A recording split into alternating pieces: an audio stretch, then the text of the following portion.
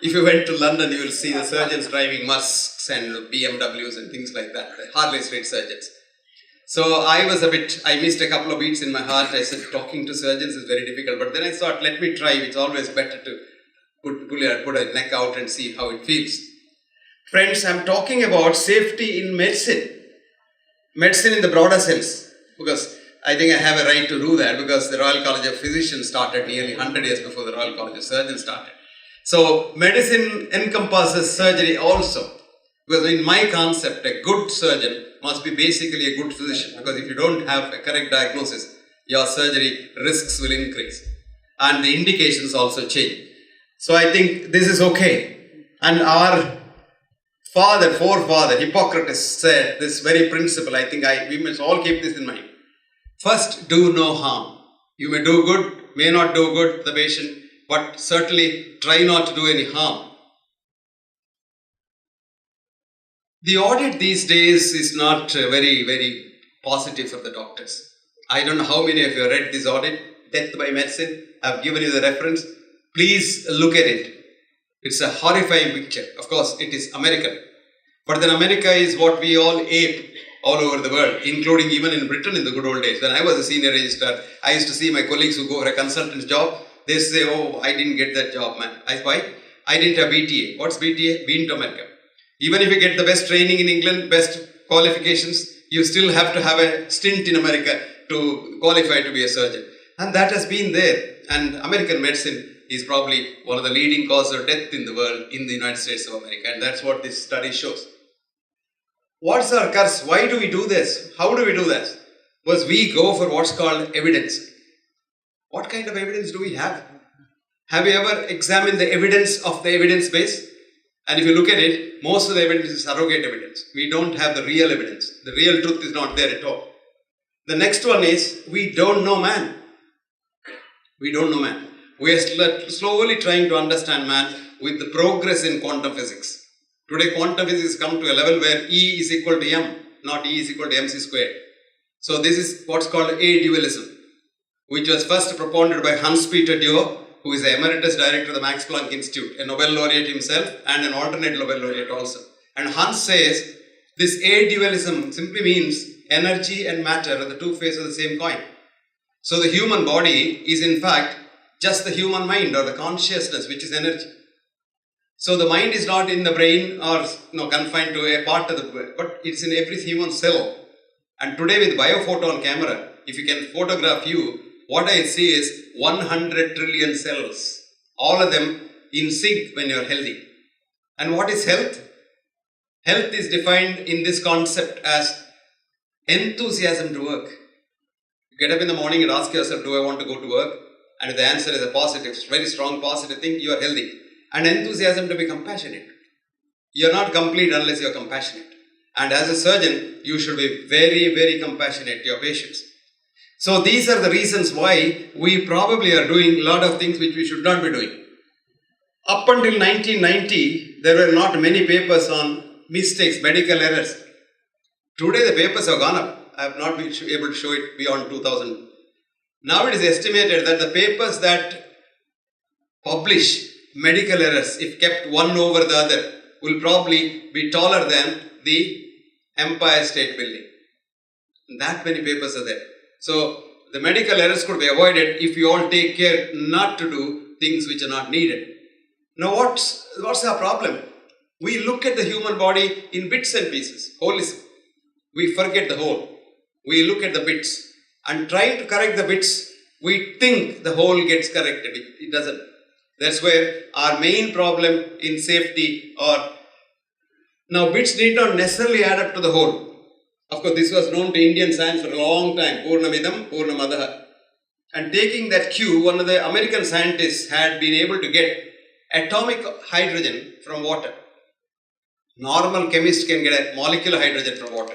But what is left behind is nascent oxygen. And if you put this into your car engine, the nascent oxygen will eat up the engine.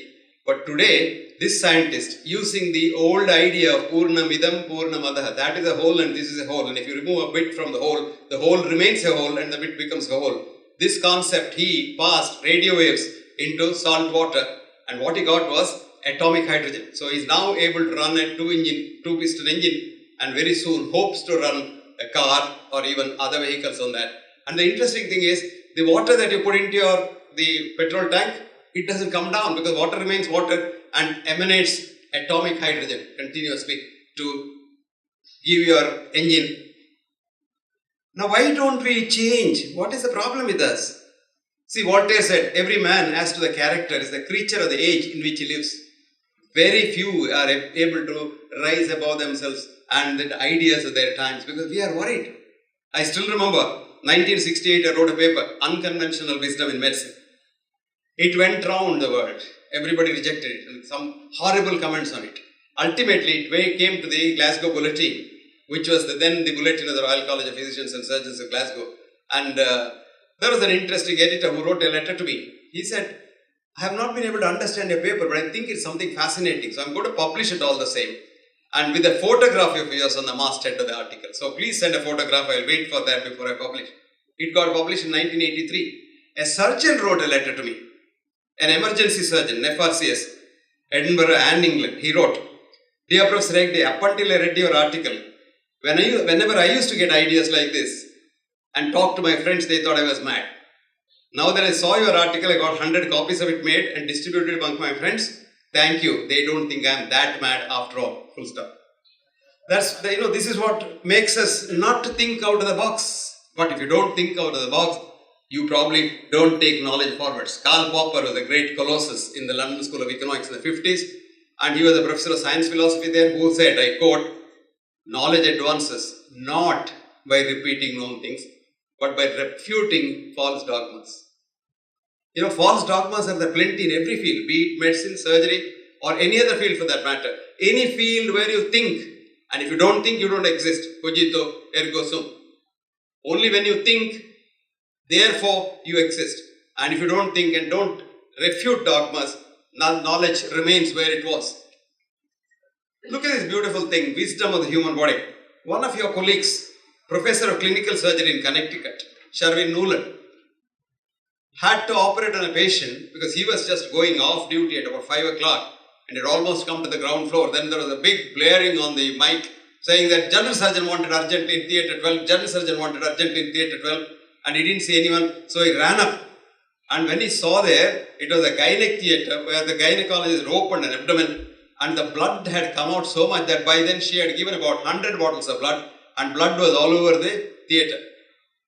So he ran up, folded his hands, even without washing, put on a gloves, and he went and searched.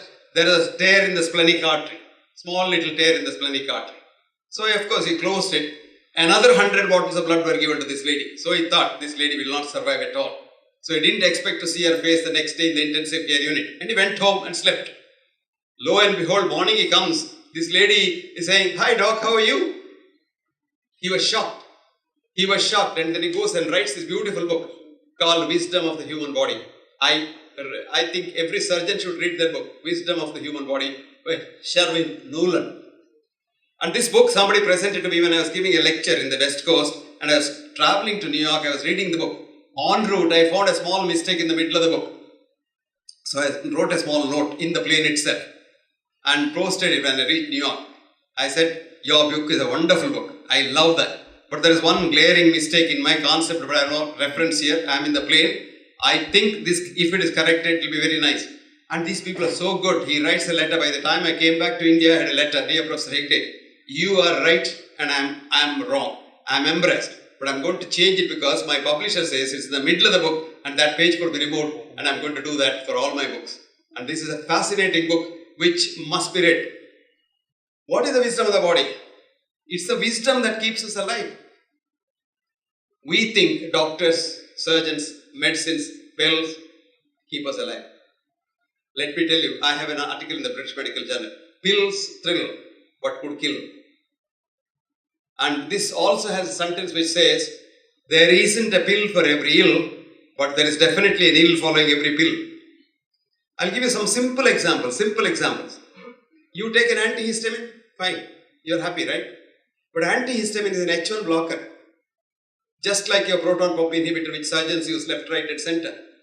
All these drugs prolong the QT interval in the ECG by prolonging conduction time in the heart. And one of the very important causes is sudden death, unexplained sudden death. They followed up just antihistaminics over a period of 1 year in a small country like Britain, and they found 2,000 people died. But we don't see that. So very important thing is, we should always know that it's the human body's intelligence, the wisdom, that keeps us alive. Despite the fact many times we interfere where we should not be interfering. This which call as in a dignified term, intervention. You know the meaning of the word intervention? There are 3 meanings in the Webster's Dictionary. The last one is going in between with malice. So do not intervene when intervention is not indicated. I jokingly tell my friends, a good surgeon is one who knows how to operate. A better surgeon is one who knows when to operate. But the best surgeon is one who knows when not to operate. And if we follow this dictum, I think we will cut down our surgical mortality. Somebody was referring to that professor in Harvard who is an ethnic Indian-born surgeon, Gwen. This boy has written a beautiful book. I like that book. But again, it is the same stereotypic things. You keep a checklist, do this, do this. What we don't do is, we don't know whether the patient has accepted the surgery. Patient is, after all, his mind. If the patient is afraid, terribly afraid, and he's worrying whether he'll be alive or dead at the end of operation, outcome is very, very bad. I would like some of you to keep a watch on that. If you force surgery on a patient who is not prepared to accept that, you will see your outcome is always much worse than what it ought to be. Very interesting thing is, we talk a lot of things about curing illness. We say medical care system. No, it's actually sickness care system. We have no way to keep a man who is healthy well. But let me introduce to you all, gentlemen and ladies, that there is a system in India called Ayurveda, whose main thrust is keeping the healthy well. Swastasya swastha rakshitam, which in Sanskrit means preserve the health of the well. And if we did that, probably it will be more beneficial, because this is a whole system which is scientifically different from the Western system that you and I practice. I'll tell you presently how it differs. So we have a mindset that for everything there needs to be an intervention from outside, which is not a correct mindset. I'll show you how. We need a new science. I'll give you one example, for example.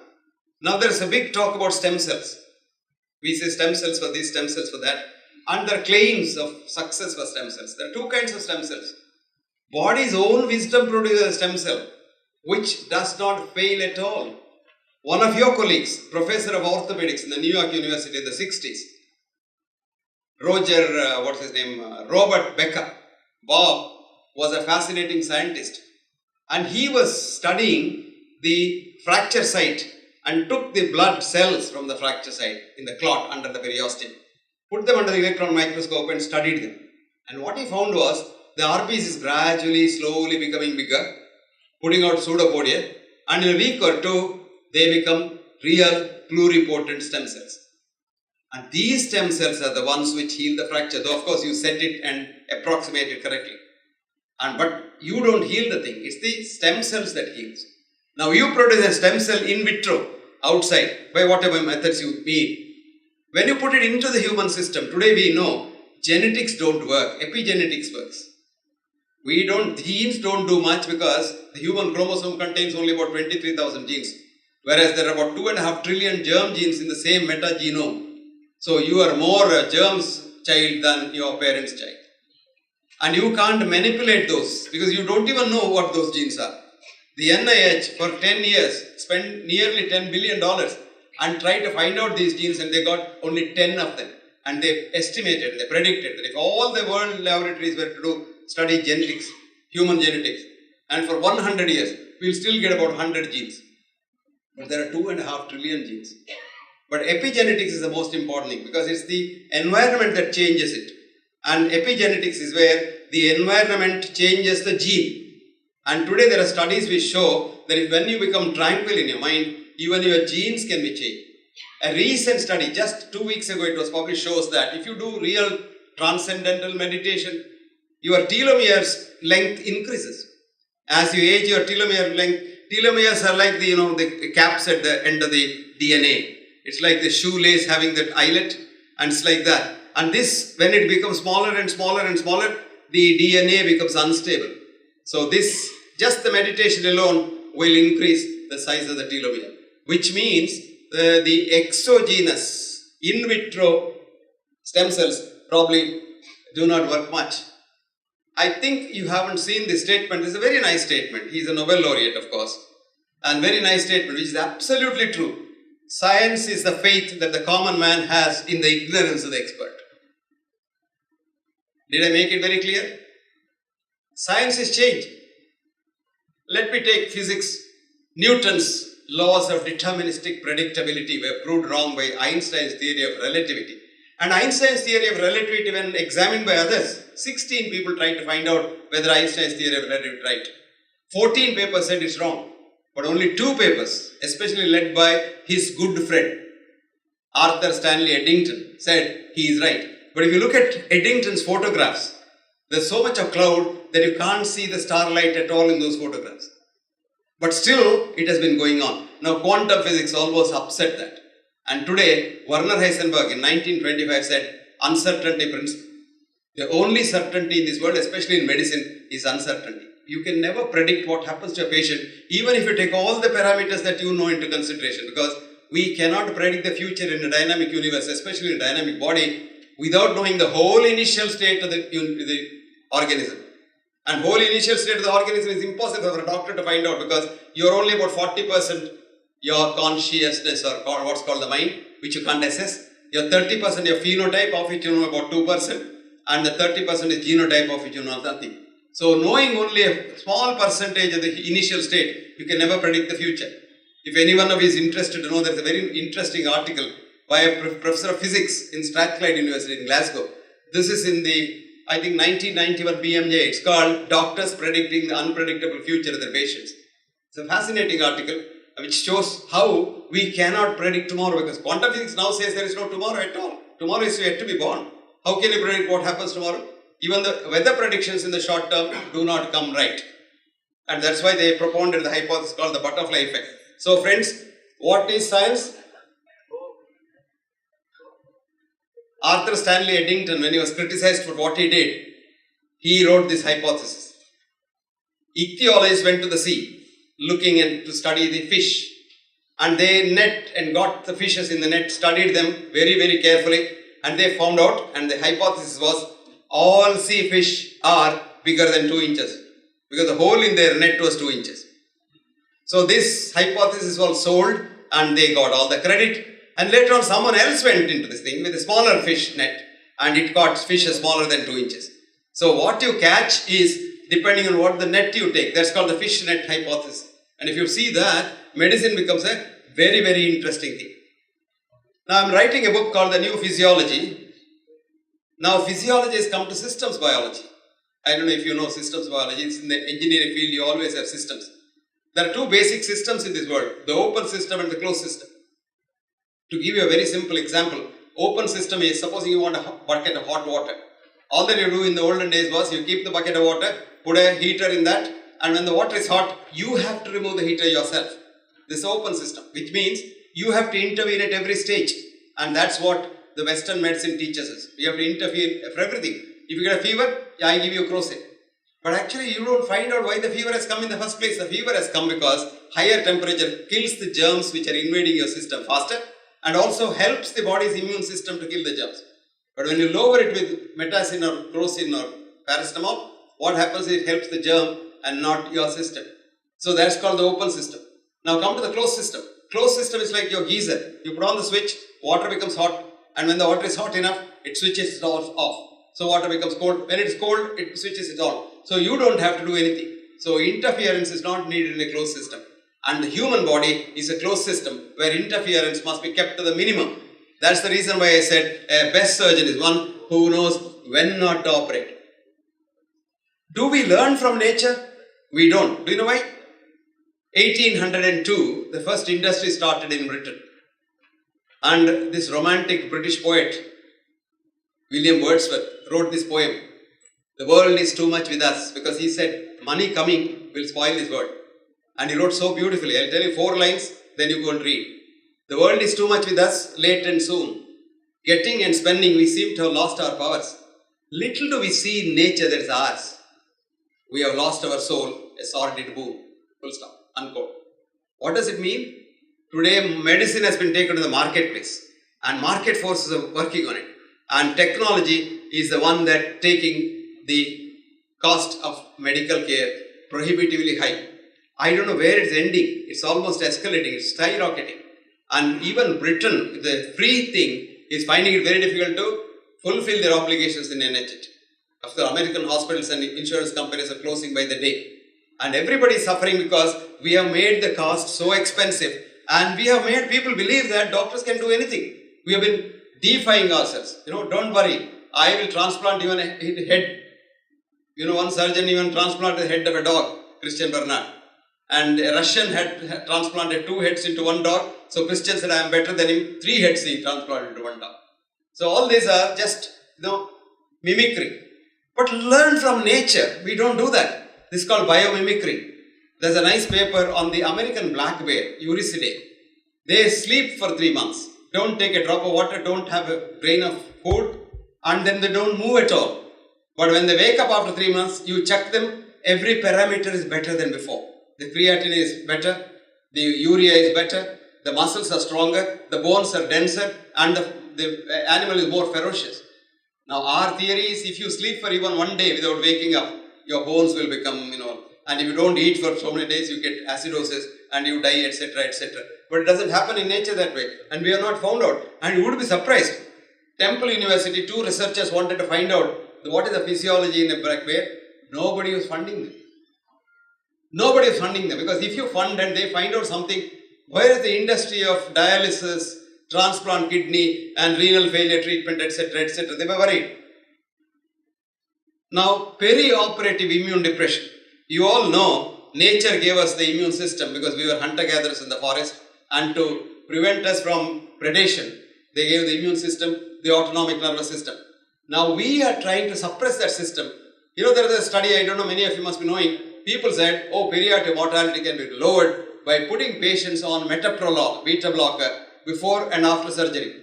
And they did it. 50 milligrams of metoprolol 2 times a day, 1 week before, around operation, and 1 week after. And the study showed that 37% higher mortality in the treated group, because surgery is the biggest stress. You require your immune system. Here you are knocking off the autonomic nervous system completely with beta blocking.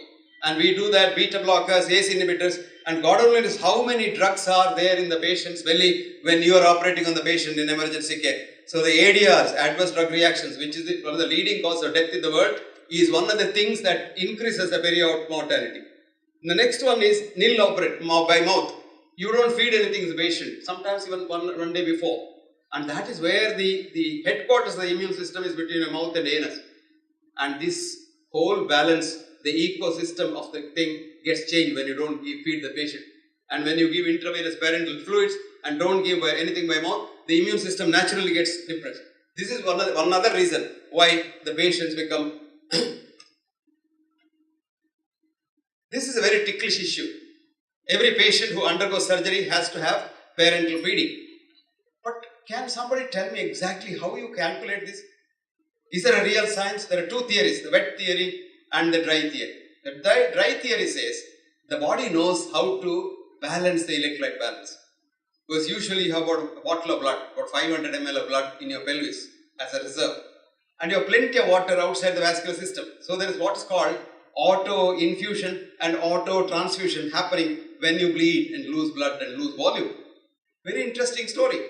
This was done by nature because we were in the forest, and supposing a tiger comes and you try to run away from the tiger, but if you can't and the tiger eats you, it doesn't eat the whole of you. It eats maybe a limb and goes away.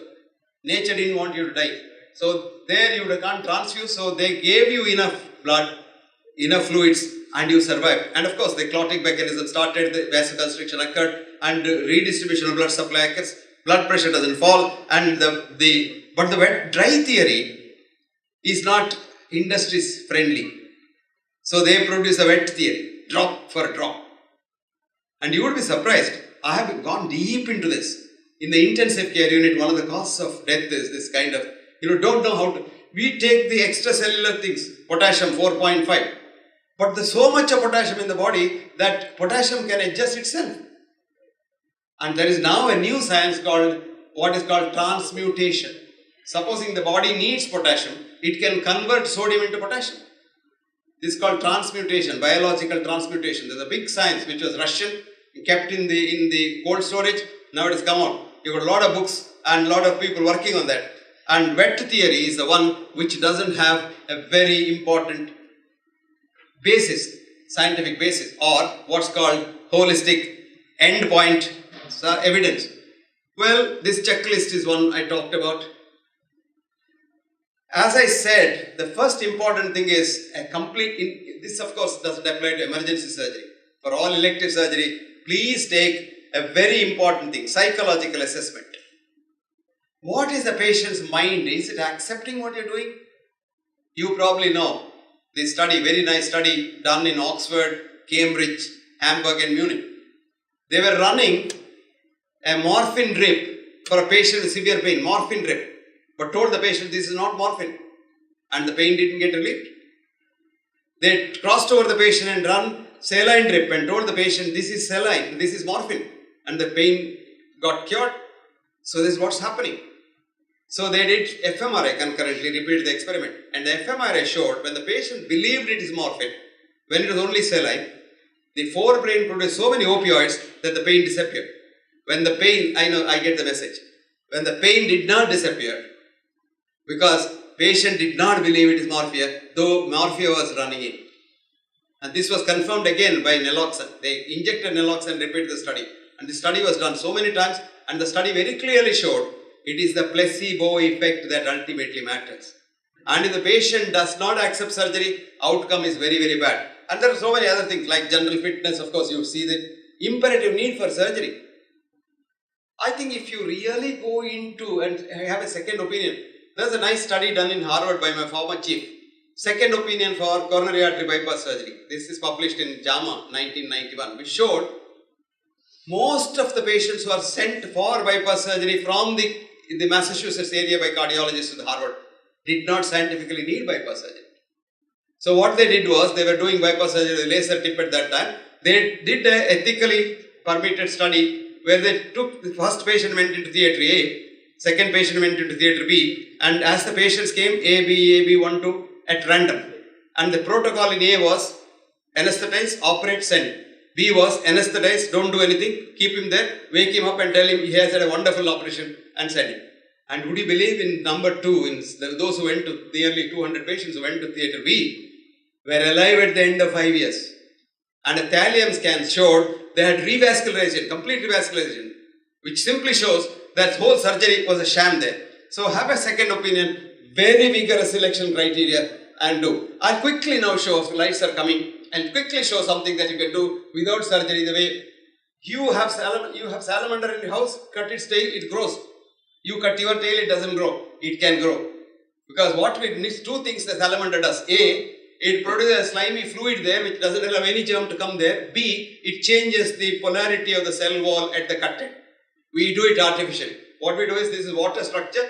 This was found out by one of my friends in the Penn State University. It's a very fascinating thing. And you have those loose bonds in water structure. We put the silver nanoparticles in there, silver wire, and you put some water on that. It releases nanoparticles and you cover the wound with that fresh wound, and then it is covered with the same thing that the salamander does.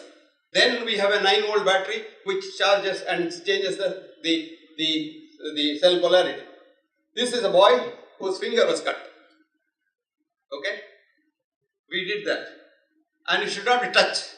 Don't do any surgery. Go on seeing the finger. See the finger.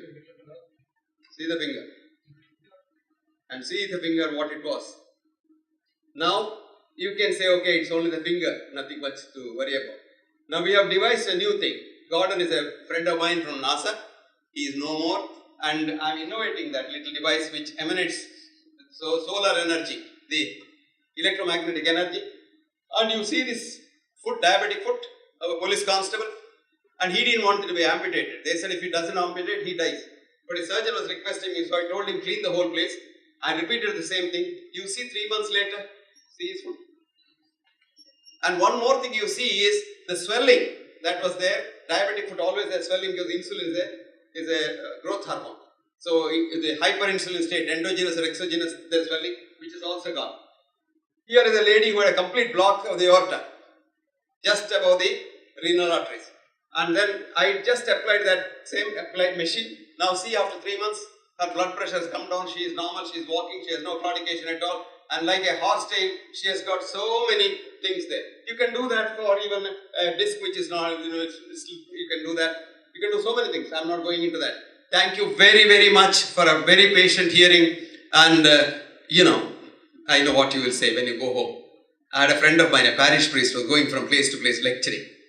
And he had come to Calcutta to lecture, and then he was a Protestant priest. He had a wife at home, so he wanted to write a letter to his wife with a Sunday. So he wrote the letter, came out of the hotel, he didn't know where the post office was. So I asked a couple of kids playing on the roadside, "Kids, will you take me to the post office?" They said, "Yes, sir, come, it's a holiday for us." They took him to the post office. On the way back, he thought, "I'm a priest, these people have helped me, I must do something for them." So he went to the shop nearby to buy some chocolate and put his hand in. The valet was in the hotel. So he told them, "Don't worry. Evening, I am giving a very important lecture. And Sanjay is in charge.